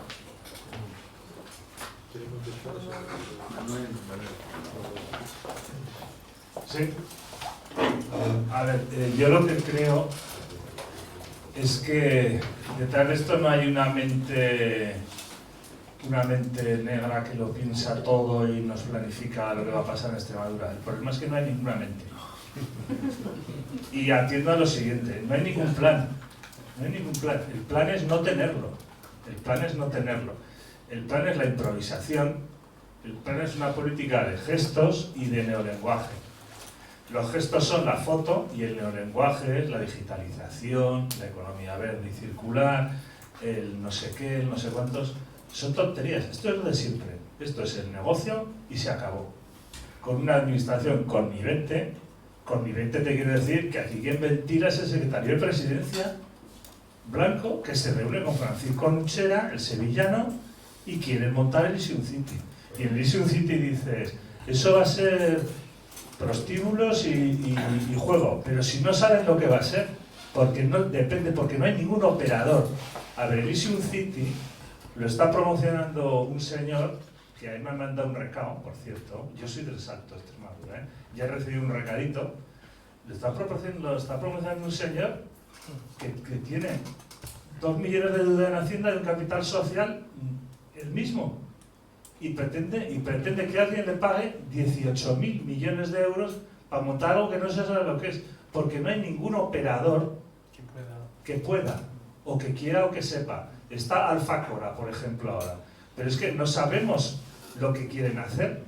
Entonces han montado un rollo multimedia súper chulo, recomiendo visitar la página, es como ir a una serie de ciencia ficción y te quedas estupefacto, porque parecen que nos toman por idiotas. Entonces, ¿que va a haber prostíbulos? Pues no lo sé, pues igual no, pues igual hay un criadero de corderos, es que vete tú a saber, porque como hay licencias, casinos puede haber 4, pero puede haber 33, que es lo máximo que se tiene en licencia. Claro, con bonificaciones fiscales del 80%. Pero es ahí lo que pasa con el asunto. Al final todo esto es como el amor, que se reduce a veces a sexo. Pues esto se reduce a otra cosa, que se llama negocio inmobiliario. Aquí hay un tipo, un señor, por si me está oyendo, como me busca tanto, que se ha hecho con 1.235 hectáreas. Han recalificado a urbanas 800. Ahí ya está parte del negocio. Luego se lo puedes hacer verde o digital, lo que quieras. Pero 800 hectáreas de recalificación al lado de un pantano. Y dicen que van a montar una ciudad. Primero eran Eurovegas. Luego no, que va a ser una ciudad, una Smart City. Entonces yo cogí un artículo el otro día, puse Wikipedia Smart City y pone concepto todavía sin definir. Como todo en Extremadura, está todo sin definir. Tú vas con tu cartera presidencia y dices, mire, esto tengo. ¿Hay foto buena? Sí, hay foto buena. Pues foto. Y para adelante con el plantel. Y así con todo. Y unas cosas saldrán y otras no. Y ojalá me tenga que morder la lengua dentro de unos años. Pero esto tiene muy mala pinta. Porque luego si atendemos al asunto histórico, que me gusta la referencia que haces, Extremadura es el país que es. Y cuando tuvo que tener, cuando el hierro importaba, nosotros no teníamos, y no tenemos puerto de mar, y estamos en la periferia. Entonces que tenemos que trabajar con nuestra herencia histórica, de la que no nos podemos deshacer, pero de lo que sí nos podemos deshacer es de la herencia histórica de que aquí no ha habido, no revolución industrial, es que no ha habido ni revolución liberal. Es que aquí hay una acumulación de la tierra como nos la hay en Europa, de una cuadrilla de vagos y de indolentes. Es que eso es lo que tenemos. Es que aquí hay fincas del tamaño de provincias que se dedican a cazar ciervos. Eso es lo que tenemos. Y cuidado también con el discurso este de somos el granero de... No somos el granero de nada. No somos el granero de nada. Nos tenemos que buscar las habichuelas con inteligencia y con pelea. O sea, hay el mito este de la dehesa. La dehesa está al límite de capacidad de carga ganadera. Está al límite. El mito no, es que, joder, el cerdo que comemos en Extremadura. Pero iros a los supermercados. La gente compra cerdo blanco porque no le llega el dinero. Iros al día y preguntar y pedirle cerdo ibérico. El cerdo ibérico está en otro sitio y ya veremos dónde se lo comen, porque ahora los chinos, claro, tienen que colocar su cerdo y ya no quieren el nuestro. Entonces es que trabajamos también incluso desde la izquierda sobre mitos que luego nos cuestan caros, como el mito que había en Aragón de los regadíos, que aquí iba a ser como Holanda. Claro, y luego le pregunto, ¿y por qué va a ser como Holanda? Dice, porque tenemos el mismo tamaño. Digo, hostia, esta sí que es buena. Es que es verdad, es que nos tenemos que deshacer de mucha... O sea, obramos, creemos que decimos cosas distintas, pero utilizamos la misma semántica del desarrollo, lo que tú has dicho, el tren digno. ¿Qué tren digno? Igual lo que nos interesa es un tren de cercanías de puta madre y ya está. Igual. Y el AVE, cuidado con el AVE también, porque es que hay tramos del AVE que ya está hecho. Entonces yo le he hablado con técnicos de Renfe y me dice, Manolo, si yo estoy en contra del AVE, pero es que este tramo ya está hecho. No es AVE de todas maneras. Que no es AVE, que no va a poder ser AVE, si es que no dan para las curvas. Entonces te pones a estudiar un poquito esto y perdonad que me extienda, y claro, al final es que te partes la caja con estos. Son una cuadrilla impresentables. Y las cosas que no contamos y que no se pueden contar porque esto está en directo, porque sí que hay streaming y nos está grabando, entonces ya bastante muerto tengo encima, pero no os podéis ni imaginar el nivel de colusión institucional que hay con cualquiera que llegue con una cartera que ponga algo bonito. Mirad el tema este del neolenguaje, de la presentación, del envolvimiento del asunto. Mirad las páginas de los molinos de Reolum, por ejemplo. Aquello es maravilloso. Esos son los molinos de los de Reolum, son los de Montánchez. Sí, los de Montánchez. Son ojetas. Y el de Elysium, Francisco Luchera, Francisco, buenas, pues que vamos, ¿para qué os voy a contar? O sea, un tío que ha medrado por sus relaciones con la oligarquía panameña porque estaba casado con la hija del presidente. Y esto es así. Desafiamos a esa gente también, que nadie se llame engaño, que esto no va de broma. Que aquí tenemos enfrente a Iberdrola, que es una multinacional, a Naturgy, y a muchos objetas de aquí, de medio pelo, que lo único que hacen es alimentarlos. Porque no hay colonia sin cipayo, sin colaborador necesario. Y aquí hay mucho colaborador necesario. Entonces tenemos que modificar en términos de curso, y con esto concluyo, que dice el borracho en mi barrio, dice siempre, y con esto concluyo, compañero, que menos victimismo, que un poquito más de miras abiertas y a crear una semántica propia. Porque si no, estamos jugando a un juego del que no tenemos las cartas, del que no sabemos las reglas, y que encima cuando las aprendemos nos las cambian, menos hacer el primo. Y una reflexión última, y ahora sí con esto concluyo, compañeros, es qué pena más grande que las que se llaman fuerzas del cambio en Extremadura no haya ni Dios aquí ni antes. Ojito al dato, que también da que pensar el asunto, sobre cómo y quién nos jugamos los cuartos en todo esto. Chimpún, y me retiro ya a los videos.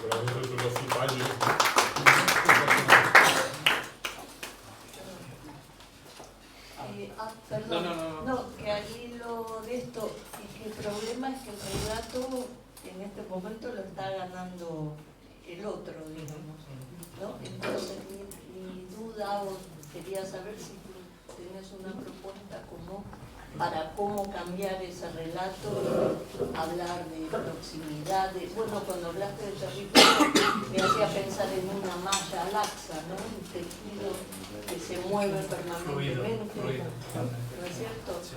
Pero cómo empezar a crear ese relato de proximidad, de común, de cuidado, cosas que, por ejemplo, ahora mencionaban a María Eugenia Palop, tiene un libro que hace bastante tiempo, no sé, un par de años antes de la pandemia, presentó aquí sobre la feminización de la política en el sentido de poner el centro en otro sitio, ¿no? Pero ¿cómo hacerlo?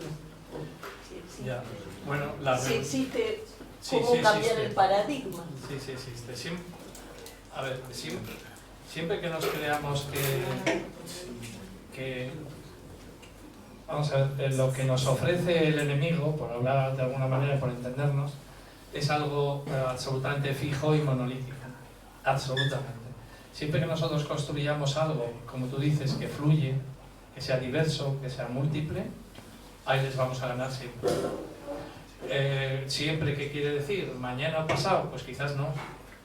Mira, en la reunión que se ha tenido, que era la segunda esta tarde, de los grupos de distinta manera que están luchando en territorio por un motivo o por otro, yo también he venido aquí esta tarde porque el tren este rápido famoso va a destruir la ciudad de Nueva York. O sea, llega una inversión de 100 millones de euros para destruir una ciudad. Entonces quiere decir que también estamos en esa lucha y toda la población. Y yo creo que ahí hay un germen de creerse que la gente tenemos posibilidades de hacer cosas distintas y alternativas. Pero claro, alternativas que primero nos las tenemos que creer nosotros y tenemos que hacer mucha pedagogía, porque es que lo que está montado es muy fuerte, lo que está montado es muy, muy fuerte.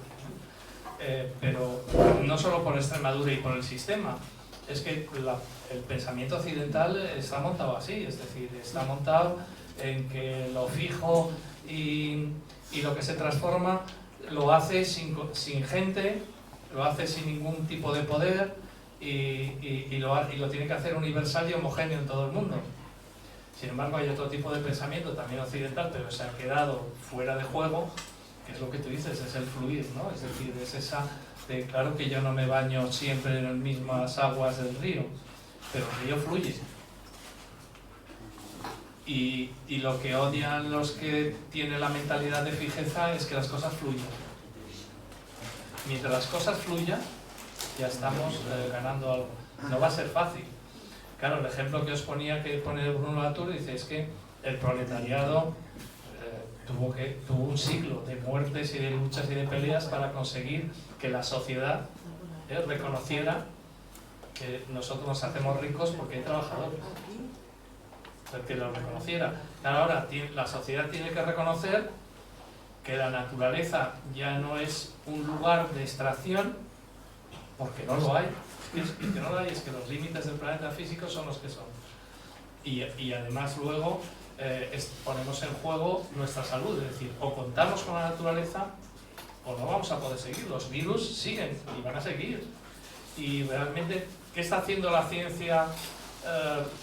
Seguir la evolución del virus. Es decir, el virus muta y la ciencia tiene que mutar con él. Es decir, ya hemos entrado en una dinámica de que somos parte de la naturaleza y en esa parte hay virus. Y tenemos que contar con ello. Igual que, entonces claro, proponer que la nueva industrialización sea producir más, no tiene ningún sentido. Es decir, es verdad que hemos llegado tarde, llegamos tarde antes y queríamos petróleo, bueno, pues ahora vamos a ir a la industria, pero es que ya la industria ya no consiste en producir más. La industria que necesita el humano no es producir más, porque no lo hay, es decir, porque hay límites climáticos, planetarios, de agua, de recursos, y luego de la propia naturaleza, que realmente es la que nos puede, pues como hemos visto con la pandemia, la que nos puede dar el que podamos seguir, es decir, que tenemos que jugar con ello. No estamos en el mundo, estamos con el mundo. Y ese cambio, claro, ¿cómo lo explicas? ¿Cómo lo haces? Cuando yo estoy diciendo que en la Asamblea de Extremadura antes de ayer, pues los diputados siguen diciendo, bueno, tú el cambio climático, pero yo, pues esto es que son pues las plagas bíblicas, es decir, que mañana llueve mucho y al otro día está seco, como las plagas bíblicas, como toda la vida. Entonces, ¿cómo cambias todo eso, no? ¿Cómo cambias todo eso? ¿Cómo cambias todo ese discurso? Y bueno, la reunión que se ha tenido antes aquí a mí me ha parecido muy rica y han salido cosas nuevas, porque es lo que hace falta en reuniones de este tipo, ¿no? Y entre ellas es esa, es decir, que realmente tenemos que ponernos en marcha a crear una comunidad nueva entre toda la gente que está dispersa en un sitio y en otro, y demostrar que hay alternativas, incluso de empleo, porque tenemos que decir que dan alternativas de empleo.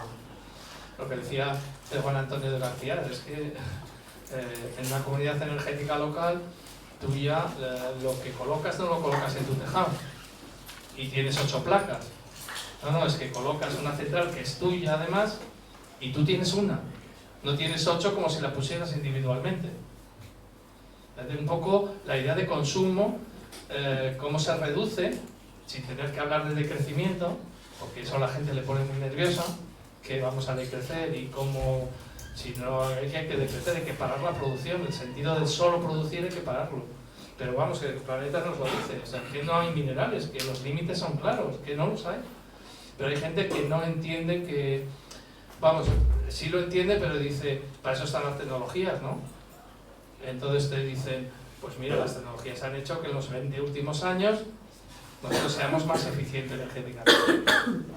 Hemos creado lámparas LED que son más ahorradoras y eficientes que las incandescentes. Ah, sí, y nos lo creemos, claro. Y resulta que una lámpara LED utiliza 18 minerales y una incandescente 3. 3 que existen a mogollón en el planeta Tierra y 17 que 15 son raros en muy pocos sitios y son muy costosos luego de recuperar. Y hemos sido muy eficientes. Alucinante, ¿eh? Claro, es que estamos en un mundo que no tiene nada que ver con el que había hace pocos años. Y claro, este tipo de gobiernos precisamente que no creen en esa propuesta de verde y circular siquiera, pues imagínate dónde se meten. He visto aquí a fundaciones en la región montar eventos con gente además con cargos importantes en el Fondo Monetario Internacional y otros, y diciéndole a varias administraciones, cuando montéis algo, montadlo masivamente, macro y mega, porque si no, no funciona. Porque yo vengo del Fondo Monetario Internacional, vengo de trabajar en Estados Unidos y así es como se tiene el éxito y cómo se sacan beneficios. ¿Tú crees que están pensando en la gente, están pensando en que el planeta es finito? No, porque si no lo hablarían así. Pues tenemos que empezar a hablar nosotros. Por eso cuanto más escribamos y publiquemos mejor, porque el discurso lo tienen ellos. Aunque sea para decir, aunque sea aunque sea escribiendo un poema, aunque sea escribiendo una canción, aunque el papel del arte es fundamental en todo esto para llegar a la gente, ¿eh? Lo hemos estado comentando antes. El papel de la ciencia, pero la ciencia social ahora ciudadana, que ya existe, y el papel del arte es fundamental. El arte, vamos, para comunicar. Hombre, es clave. Bueno, lo digo por la hora y sobre todo porque podemos seguir la tertulia en el ambigú tomando un vino, con lo cual es una forma de reivindicar una manera de ser, una cultura frente al aburrimiento de la productividad, ¿no? Hay que reivindicar la indolencia también y la molicie.